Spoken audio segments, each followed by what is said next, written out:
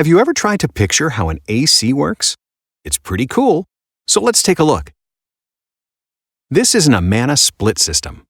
It's called this because it's split into two different components: the air conditioning unit, which sits outside, and the evaporator coil, which sits inside, usually with your gas furnace, which may be in your attic or your basement.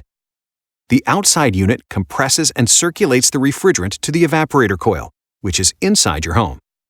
The evaporator coil gets very cold, ice cold actually, so cold that it removes humidity from the air inside your home. Hot, humid air flows in, cool and comfortable air flows out. This continues until the indoor air matches the ideal temperature set on your thermostat or control system.